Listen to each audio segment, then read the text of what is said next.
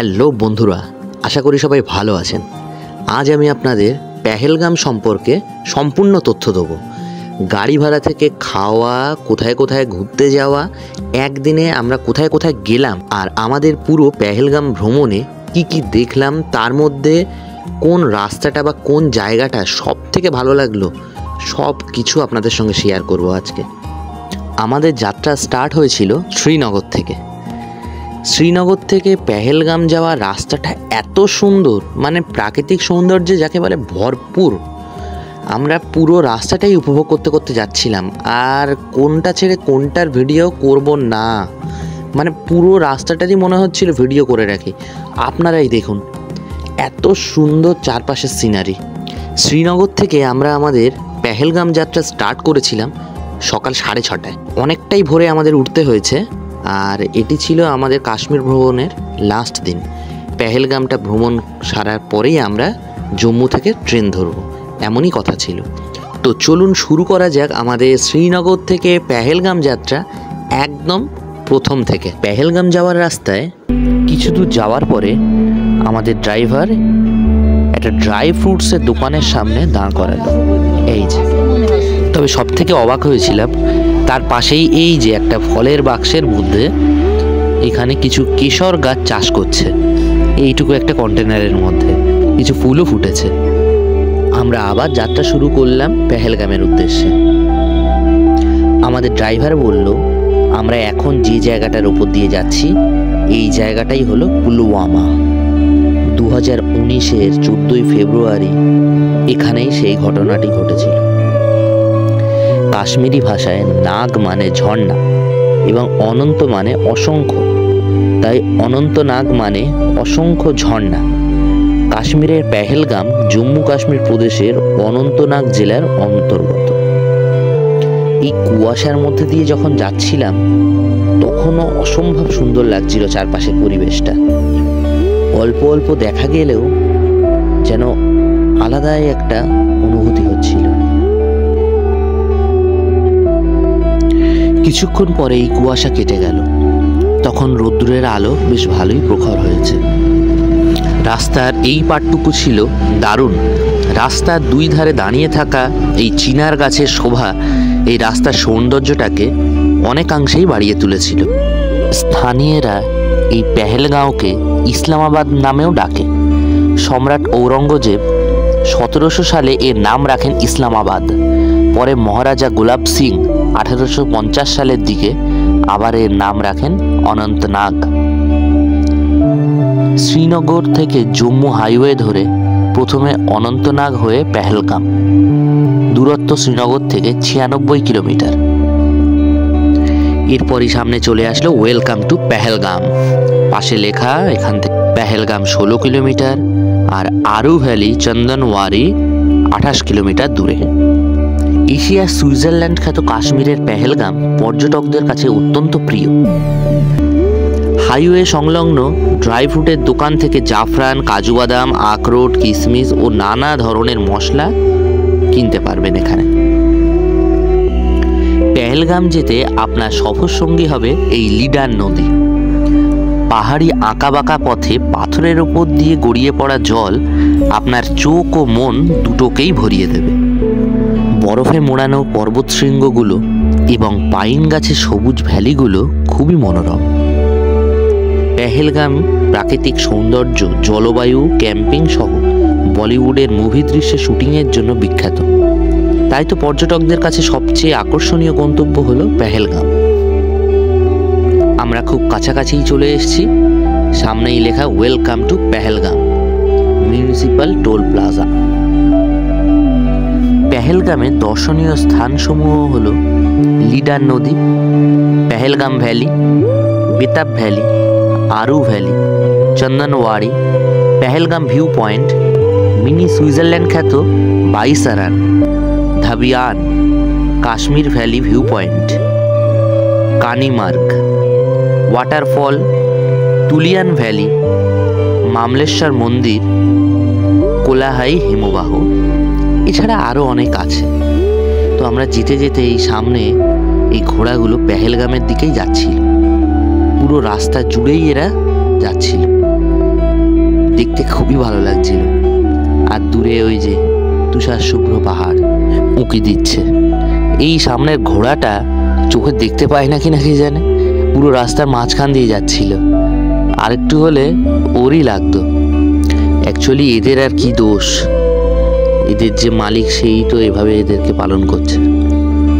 সামনেই গেট দেখে বুঝলাম base camp Nunwan, Shri Amarnath ji shrine board welcomes you.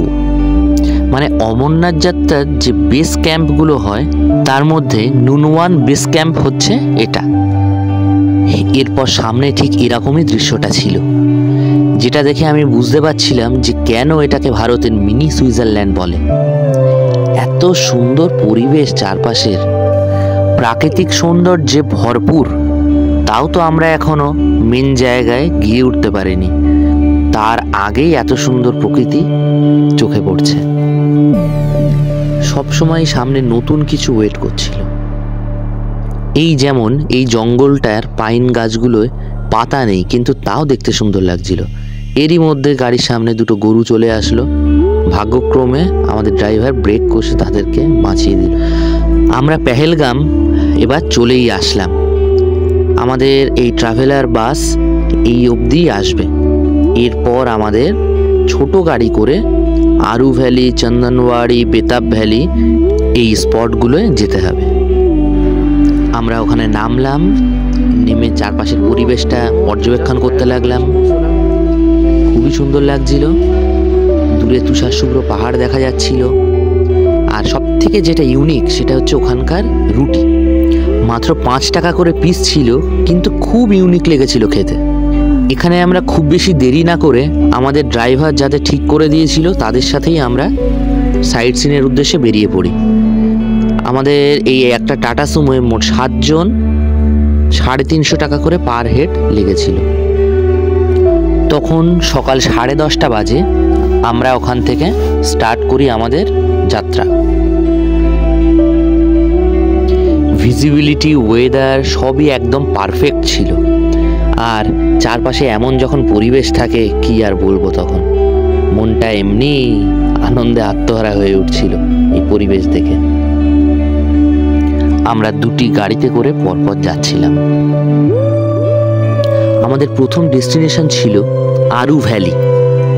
Aru valley কাশ্মীরের পেহেলগাম থেকে 12 কিমি গেলে একটি ছোট গ্রাম। গরমকালে গেলে প্রকৃতির সবুজ রূপ দেখা গেলেও শীতে বরফের চোখ ধাঁধানো সৌন্দর্য চোখে পড়ে। শীতকালে যখন তুষারপাত হয় তখন এখানে স্কেটিং করার জন্য প্রচুর পর্যটকের সমাগম হয়ে থাকে। আরু ভ্যালি মূলত হ্রদ এবং পর্বতের সৌন্দর্যের জন্য বিখ্যাত। গ্রামটি আরু নদীর বাম তীরে অবস্থিত, যা আদতে লিডার নদীর শাখা। এখানে থেকে ঘোড়ায় চড়ে দেখে নিতে পারেন লিডার ওয়াট, পোষপাথর আর লিডার নদীর উৎস কোলাহাই হিমবাহ। পেহেলগাম ভ্রমণের সেরা সময়। বছরের যে কোনো সময় কাশ্মীর ভ্রমণে যাওয়া যায়।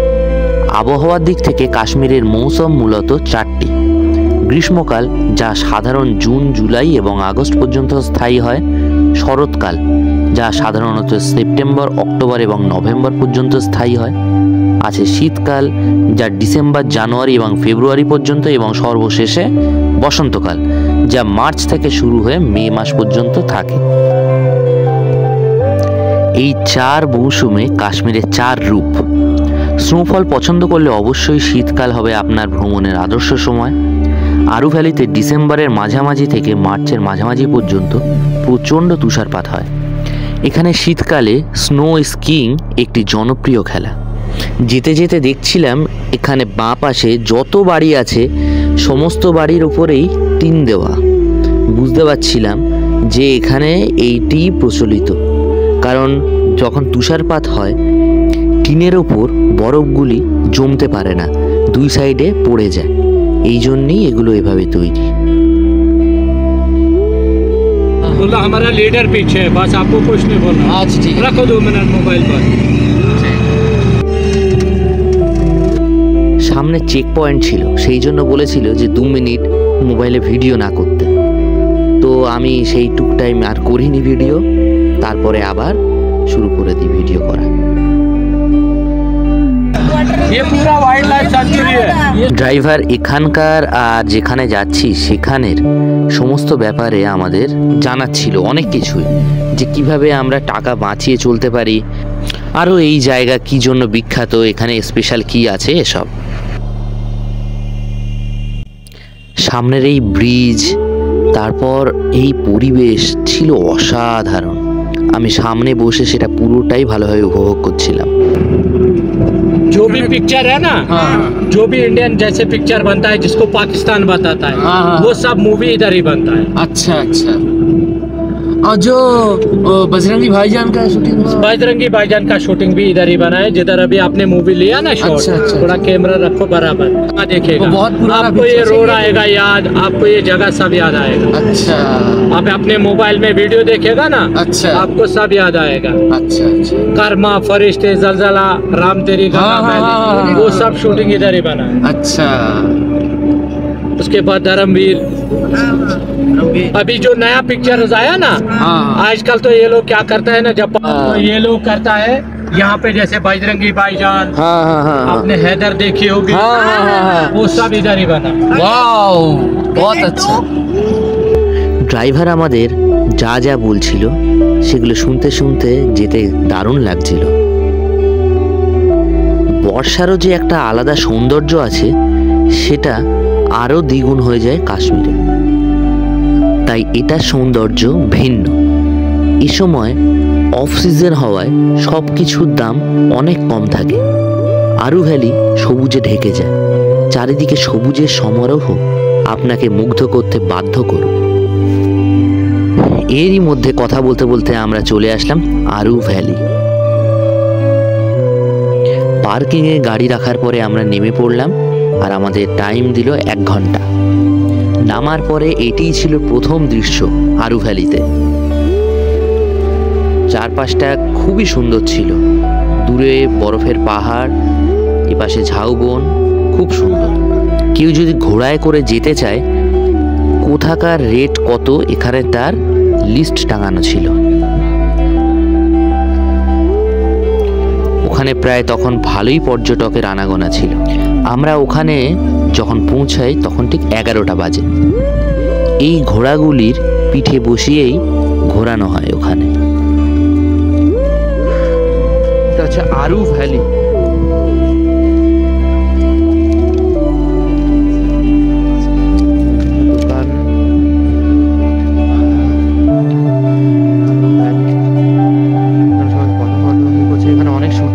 আগে আরু ভ্যালিতে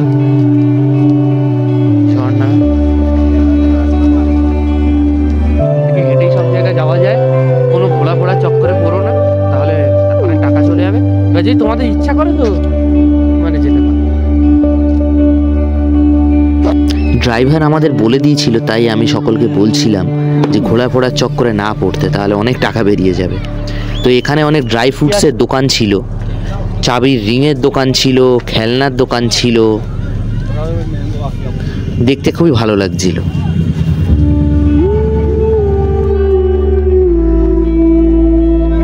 একটু হেঁটে আসতে হয়, তারপর এই যে সামনে আই লাভ আরু ভ্যালি।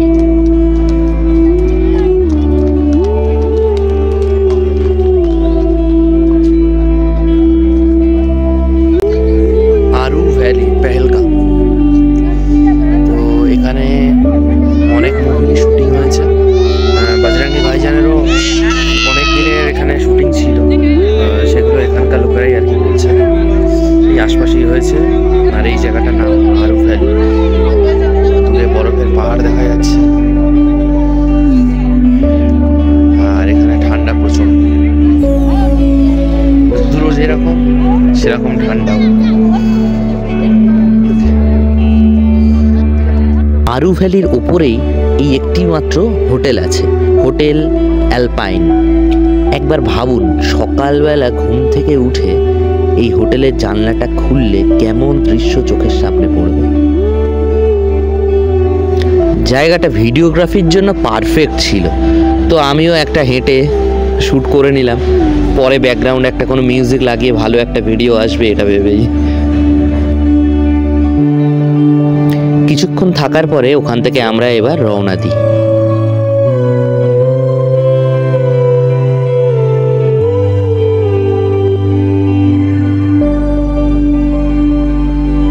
এই আরু নদীটা এখান থেকে বয়ে গেছে, আর এখানে অনেকেই দেখছিলাম পোজ দিয়ে ফটো তুলছে। জায়গাটা সত্যিই খুব সুন্দর। ঘড়ির কাঁটায় তখন 12:10। আমরা আরু ভ্যালি ছেড়ে এবার চন্দনওয়াড়ির উদ্দেশ্যে রওনা দিলাম। এতক্ষণ আমাদের সাথে যে নদীটা ছিল সেটি হচ্ছে লিডার নদী। পেহেলগাম উপত্যকার মধ্যে দিয়ে বয়ে যাওয়া লিডার নদী হল কোলাহই হিমবাহ থেকে উৎপন্ন একটি 73 কিলোমিটার দীর্ঘ হিমবাহী নদী। আরু ভ্যালি থেকে চন্দনওয়াড়ি যাওয়ার রাস্তাটা ঠিক এরকম। যাওয়ার পথে এরকম নৈসর্গিক দৃশ্য দেখতে দেখতে যাওয়া যায়। এত সুন্দর মেঘাচ্ছন্ন পাহাড়, তার সাথে পাইন বন একটা অপরূপ স্নিগ্ধতা তৈরি করে। যে কোনো মানুষই এখানে প্রচণ্ড উপভোগ করবে যাদের পাহাড় ভালো লাগে। চন্দনওয়াড়ি জনপ্রিয় হিন্দু আধ্যাত্মিক স্থান অমরনাথ গুহার সূচনা পয়েন্ট হিসাবে বিখ্যাত। এটি একটি অত্যাশ্চর্য অব্বিট গন্তব্যস্থল, যা উপত্যকা থেকে 16 কিমি দূরে প্রায় 2895 মিটার উচ্চতায় অবস্থিত। স্থানটি লোভনীয় সৌন্দর্যে আশীর্বাদিত এবং এর মধ্যে দিয়ে প্রবাহিত বিখ্যাত শেষনাগ হ্রদ এই সৌন্দর্যকে আরও আকর্ষণীয় করে তুলেছে। নভেম্বর-ডিসেম্বর মাসে চন্দনওয়াড়ি তুষারে ঢেকে যায় এবং তুষার প্রেমীদের জন্য তুষার স্লেডিং এবং তুষার লড়াই উপভোগ করার জন্য এটি একটি দর্শনীয় স্থান। আমাদের প্রায় 50 মিনিট লেগেছিল চন্দনওয়াড়ি আসতে আরু ভ্যালি থেকে। যখন দুপুর 1টা বাজে তখন আমরা এসে পৌঁছই চন্দনওয়াড়ি। যতটা সম্ভব আমি এই রাস্তার চারপাশের যে প্রাকৃতিক সৌন্দর্য সেটি তুলে ধরার চেষ্টা করেছি। অনেক ভিডিওই বাদ দিয়েছি, আবার কিছু কিছু ভিডিও রেখেছি। আসলে আমার কাছে ডেস্টিনেশনের থেকে এই ডেস্টিনেশনে যাওয়ার যে রাস্তা আর এর চারপাশের যে প্রাকৃতিক সৌন্দর্য এটি বেশি উপভোগযোগ্য বলে আমার মনে হয়। এই গাছগুলিকে বলা হয় ইয়েলো ট্রি। কাশ্মীরে এগুলো দিয়ে ব্যাট তৈরি করা হয়, ক্রিকেট ব্যাট। এর আগের বার যখন ছোটবেলায় আমি এসেছিলাম কাশ্মীরে, 2খানা ব্যাট কিনে নিয়ে গেছিলাম এখান থেকে। যাওয়ার পথে রাস্তার পাশে কিছু স্পট এতটাই সুন্দর ছিল যে দেখা গেল কেউ কেউ ওখানে দাঁড়িয়ে ফটো তুলছে। পিছনের ব্যাকগ্রাউন্ডটা এতটাই সুন্দর কোনো কোনো জায়গায়। কিন্তু আমরা তখন কোনো জায়গায় থামিনি। আর এই জায়গাগুলোয় মোবাইল সিগন্যালও ঠিকঠাক কাজ করে না। আর এখান থেকে শুরু হয় অমরনাথ যাত্রা। এই যে পাশে ক্যাম্প করা, এখান থেকে। এখন আছে চন্দনওয়াড়ি। চন্দনওয়াড়ি 0 কিলোমিটার। তো পিছনে বরফের পাহাড়, পাশে বরফ মানে বরফ গলার জলে নদী বইছে। আর এখান থেকেই অমরনাথ যাত্রা শুরু হয় পায়ে হেঁটে। এত অব্দি গাড়িতে আসা যায়।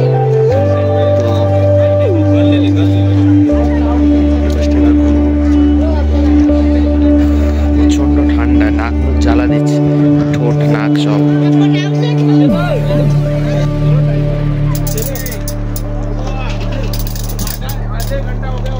রোদ্দুরও আছে, সেরকমই ঠান্ডা।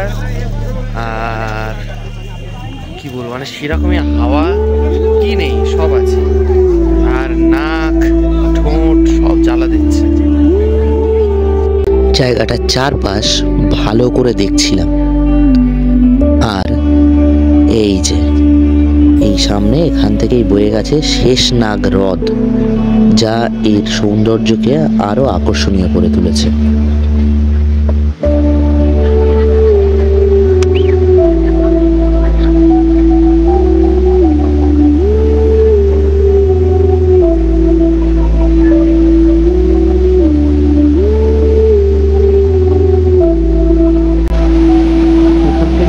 সব থেকে সুন্দর, টেম্পারেচার সম্ভবত মাইনাসে আছে, সম্ভবত তো মাইনাসেই আছে, তা নাহলে এই বরফগুলো এখানে থাকতো না। এখানে বরফ পড়ে আছে আর এই বরফগুলোই গলছে আর সেই গলা জলে এখানে অনেক টুরিস্ট আজ এসছে, কখনই আসে। চন্দনওয়াড়ি এই জায়গাটার নাম।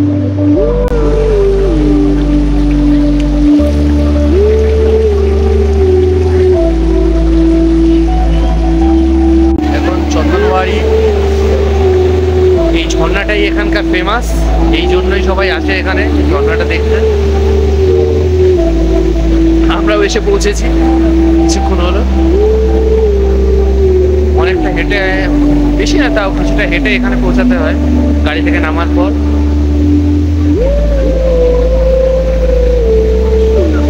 অনেক পর্যটক এসছে আজকে, আর সেই রকম ঠান্ডা হাওয়া প্লাস রোদ, মানে কি নেই সব আছে এখানে।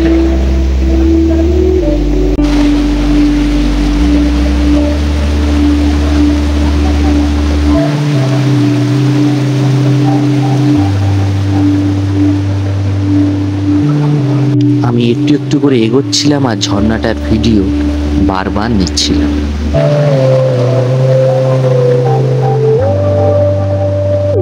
এখানে ম্যাগির দোকান আছে আর এই যে অ্যাপেল জুস বিক্রি হচ্ছে এখানে, তবে দাম প্রচন্ড। তখন 1:50 বাজে।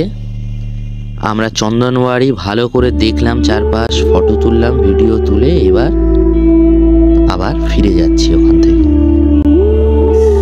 সামনে এরকম পাহাড় যা এতক্ষণ ধরে দেখে এসেছি, সেটি আবার দেখতে দেখতে আমরা ফিরে যাচ্ছিলাম। তখন প্রচন্ড খিদে পেয়েছে প্রত্যেকেরই আমাদের, পেটে কিছু নেই, শরীর আর চলছিল না, কিন্তু নেক্সট ডেস্টিনেশন ছিল বেতাব ভ্যালি বা বেতাব উপত্যকা। ওখান থেকে অনেকটাই, প্রায় 2:30টার সময় আমরা বেতাব ভ্যালিতে গিয়ে উপস্থিত হয়েছিলাম। পূর্বে এটির নাম খুবই হাস্যকর ছিল, পূর্বে হাগান ভ্যালি বা হাগুন নামে পরিচিত ছিল। আমাদের বাঙালিদের এই ভাষাটা সত্যিই শুনে খুব হাসি পাবে জানি, কিন্তু এটিই ছিল। এই উপত্যকার ব্লকবাস্টার বলিউড মুভি বেতাবের শুটিংয়ের পরে বেতাব উপত্যকা হিসাবে নামকরণ করা হয়েছিল। এই যে নিচে বেতাব ভ্যালি, বেতাব উপত্যকা, উপর থেকে এতটাই সুন্দর লাগছিল দেখতে। আমার তো খুবই যাওয়ার ইচ্ছা ছিল, কিন্তু প্রত্যেকের যা শরীরের হাল ছিল তখন, আর কেউই পেরে ওঠেনি। তবুও আমি অনেককেই রিকোয়েস্ট করেছি। কিছু অব্দি যাবে, আমাদের জাস্ট ঘুরতে হবে, যাবে। বেতাব ভ্যালি যেতে গেলে এই পাশ থেকে একটা রাস্তা চলে গেছে নিচ অব্দি, সামনে পার্কিং লট আছে, সেই অবধি গাড়িতেই যাওয়া যায়। তারপর ওখান থেকে টিকিট কেটে ঢুকতে হয় ভেতরে। কেউ যাবে না সেই জন্য আমরা ওখান থেকে বেরিয়ে আসি। গাড়ি থেকে যখন নামি তখন 3টে বাজে। ওখানকার এক হোটেলে গিয়ে আমরা লাঞ্চ করি। এই কাশ্মীরের এই ফার্স্ট মাটন খাওয়া আমাদের পেহেলগাঁওয়ে। একটা নিয়েছিলাম নর্মাল মাটন, আর একটা এই যে এটা ওদের ওখানকার একটা কাশ্মীরি পদ মটনেরই। তো যাই হোক, দুটোই খেতে খুব ভালো লেগেছিল। আর এই যে এখান থেকে এই যে ঘোড়ায় করে যাচ্ছে সবাই, এখান থেকেই সম্ভবত সেই মিনি সুইজারল্যান্ড যেটিকে বলা হয় সেই স্পটটিতে যাওয়া যায়। এখানে কেন্দ্রীয় বিদ্যালয় পেহেলগাম। খাওয়া দাওয়ার পরে আর কিছুক্ষণ আমরা ঘুরে বেড়াই আশপাশটা। 4:14 বাজে, তখন আমরা পেহেলগাম ছেড়ে জম্মুর উদ্দেশ্যে রওনা দিই।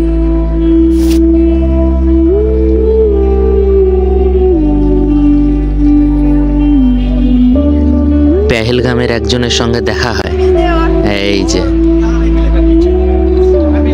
শীত প্রধান অঞ্চলের কুকুরগুলো একটু অন্যরকম দেখতে হয়, যেন মনে হয় বিদেশি কুকুর। এদের লোম ফোমের গড়ন একটু আলাদা, বেশিই থাকে আমাদের এপাশকার থেকে, আর দেখতে খুবই কিউট লাগে। তো ওখান থেকে আমরা বেরিয়ে পড়লাম।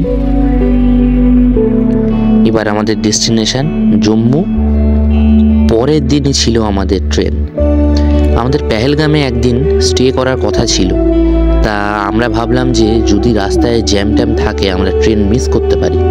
তো সেই জন্যই আর রিস্ক না নিয়ে আমরা সেদিনই বেরিয়ে পড়ি জম্মুর উদ্দেশ্যে, যে আস্তে আস্তে যাব, কিন্তু পরের দিনের আগে ঠিক পৌঁছে যাব। যেতে গিয়ে এই পেহেলগামের বিখ্যাত আপেল বাগানের সামনে আমরা দাঁড়াই। এখানে অনেক আপেল বাগান আছে, এটিও তার মধ্যে একটা, রাস্তার ধারেই ছিল।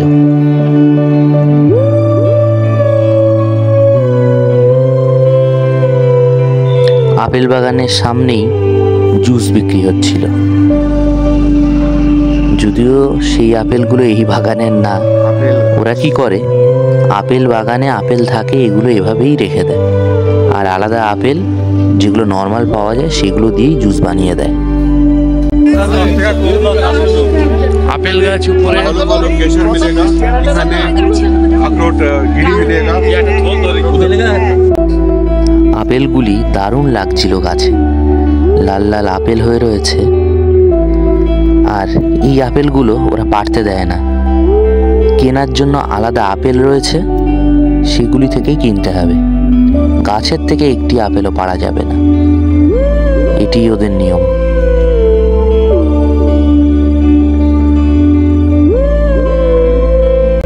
এই যে এখানে পিঠি পিঠি আপেল রয়েছে,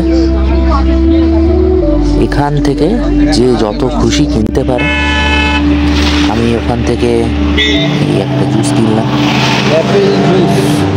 এই সামনে আপেল বাগান, এখানে এই যে আপেল জুস তৈরি হচ্ছে, আর এই যে আপেল জুস, তবে 50 টাকা এক পিস। তারপর আমরা আবার জম্মুর উদ্দেশ্যে রওনা দিই। এটা একটা ট্যানেল, এরকম অনেক ট্যানেলই আমাদের পার করতে হয়েছে, ঠিক যেমন আমরা শ্রীনগর আসার সময় করেছিলাম। খুবই লম্বা ট্যানেল এটা। পথে অবশ্য আমাদের অল্প বিস্তর জ্যামের সম্মুখীন হতে হয়েছিল, কিন্তু খুব বড় জ্যামে পড়তে হয়নি। আমরা এই জন্যই অনেক আগে বেরিয়ে পড়েছিলাম। কিছু দূর এসে তখন 5:05 বাজে।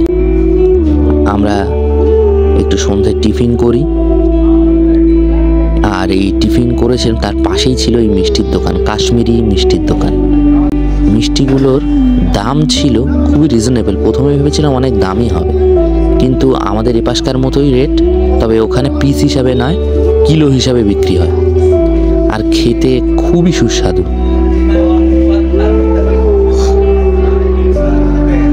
আমরা ওখান থেকে বেশ কয়েক রকম মিষ্টি কিনে টেস্ট করেছিলাম, তো কোনো মিষ্টি খারাপ লাগেনি খেতে, যথেষ্ট সুন্দর, ভালো ছিল।